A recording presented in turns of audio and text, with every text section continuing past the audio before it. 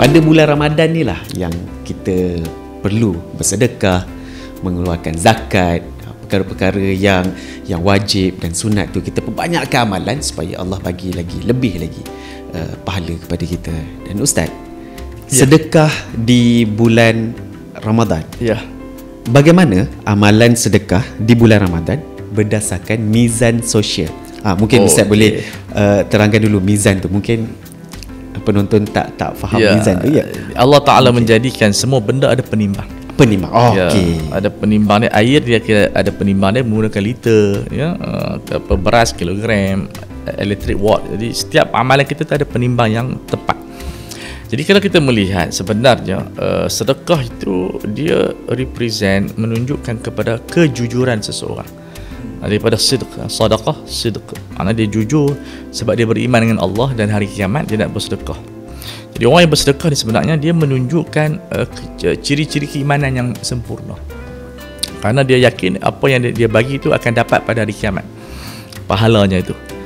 Dan dari sudut sedekah kepada pembangunan sosial ini, pada pertimbangan mizan sosial, dia akan menggerakkan ekonomi bawahan sebenarnya.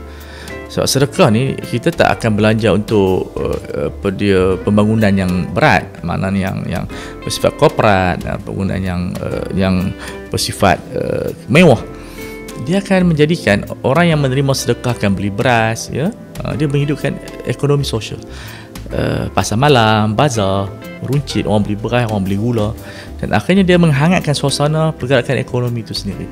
Dia tak akan ada sia-sia, sebab mereka orang yang terima sedekah ni mereka perlukan beras, mereka perlukan gula, mereka perlukan baju, dan akhirnya kita membantu ekonomi SME yang kecil-kecilan ini, runcit. Dan hanya berlakunya pusingan ekonomi, akhirnya orang tu akan bayar zakat balik. Bila peniaga tu ada duit, dia bayar zakat pendapatan, dia bayar zakat perniagaan, kemudian zakat fitrah. Jadi kita melihat di sini bahawa jangan kita bimbang sedekah yang kita mampu. Sedekah target dia maknanya mampu, dan di situ kita boleh buat aktiviti pembangunan. Tak ada duit yang sedekah, melainkan dia berpusing balik kepada kita secara direct ataupun tidak direct. Jadi jangan bimbang bahawa mizan sedekah dalam masyarakat ini dia akan menghangatkan suasana pergerakan ekonomi bawahan.